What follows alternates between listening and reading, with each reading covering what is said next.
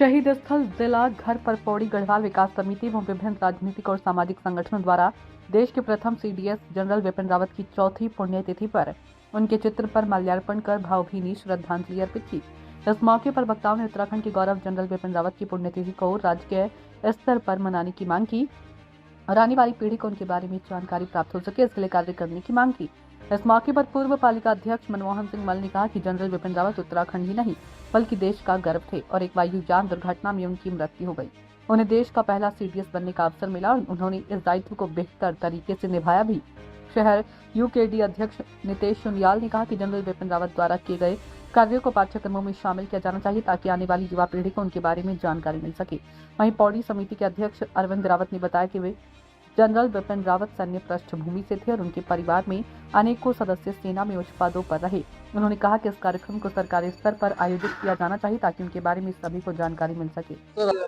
देखिए, जहाँ तक आज सीडीएस विपिन रावत जी का सवाल है कि देश के प्रथम सीडीएस जो कि एक हेलीकॉप्टर क्रैश में उनकी मृत्यु हुई, उनकी धर्मपत्नी के उनके साथ कई ऑफिसर्स जो है तमिलनाडु में जंगल में गिरा हेलीकॉप्टर, उसमें मृत्यु हुई। आज चौथा बरस उनकी पुण्यतिथि यहाँ पर जो है एक समिति हमारी लोगों की है जो विकास समिति, उनके माध्यम से इस कार्यक्रम को रखा गया। मैं समिति के सभी सदस्यों को बहुत बहुत धन्यवाद देता हूँ। कम से कम उन्होंने एक अच्छी सोच के साथ जो है विपिन रावत जी का यहाँ पर पुष्पांजलि दी और ऐसे व्यक्ति जिन्होंने इस देश की कमान संभाली, जनरल बने, उसके बाद जो है प्रथम सीडीएस बने। और मैं एक चीज और कहना चाहता हूँ कि जो हमारे देश के पहले फील्ड मार्शल थे जनरल मानेकशॉ, जिनको सैम के नाम से पुकारा जाता था, ये दोनों एक ही गोरखा रेजिमेंट थे, उससे आए थे और देश की इन्होंने कमान, पहले फील्ड मार्शल होते, पहले सीडीएस ये थे।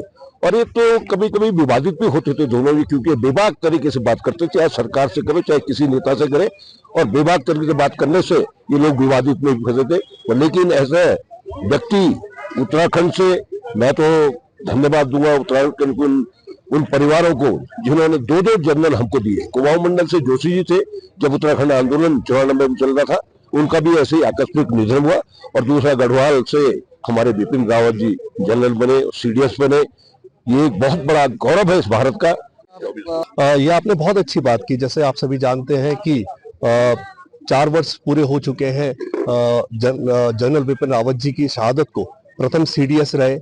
और जहां तक सवाल है पहाड़ का, हम सभी जानते हैं कि पहाड़ में हर परिवार से शिक्षक और फौज में व्यक्ति हमेशा से रहा है। आप यदि जनरल रावत साहब की फैमिली को देखें, जनरेशन से उन्होंने सेवा की है। उनके पिताजी लक्ष्मण सिंह जी भी बहुत बड़े ओहदे से रिटायर हुए।